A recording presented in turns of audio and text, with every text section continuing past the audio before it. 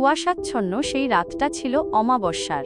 পাহাড়ি জঙ্গলের গভীরে এমন এক প্রাচীন গুহা আছে, যার ভেতরে পা রাখা মানেই নিজের আত্মাকে শয়তানের হাতে সঁপে দেওয়া। লোকমুখে শোনা যায়, ওই গুহার নিচে মাটির গভীরে রয়েছে এক ইফরিত জিনের রাজত্ব। ইফরিত জিন জাতির মধ্যে সবচেয়ে শক্তিশালী এবং হিংস্র। এরা আগুনের শিখা দিয়ে তৈরি নয়, বরং এরা তৈরি হয়েছে নরকের কালো ধোঁয়া আর পচা রক্তের উত্তাপ থেকে।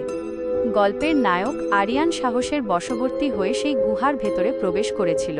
হাতে থাকা টর্চের আলোটা যখন গুহার পাথুরে দেয়ালে পড়ল, সে দেখল দেয়ালগুলো পাথরের নয়, বরং হাজার হাজার মানুষের মাথার খুলি দিয়ে তৈরি।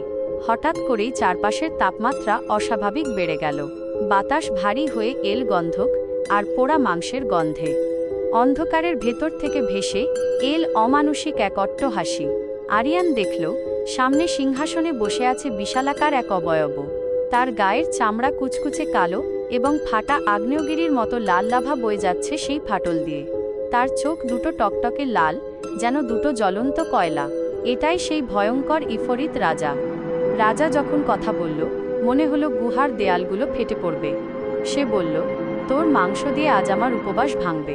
আরিয়ান পালানোর চেষ্টা করল, কিন্তু দেখল তার পা দুটো মাটিতে আটকে গেছে। মাটি থেকে শত শত কালো ছায়া বেরিয়ে এসে তার শরীর জড়িয়ে ধরল। সে দেখতে পেল, তার চারপাশের অন্ধকার থেকে বেরিয়ে আসছে আরও শত শত বিকৃত চেহারার ইফরিত।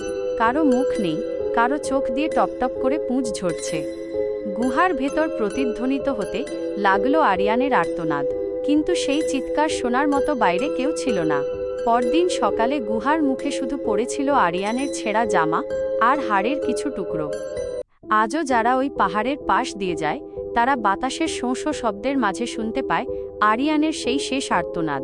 মনে রাখবেন, ইফরিতের রাজ্যে কেউ দাওয়াত ছাড়া ঢোকে না, আর কেউ জীবিত ফিরে আসে না।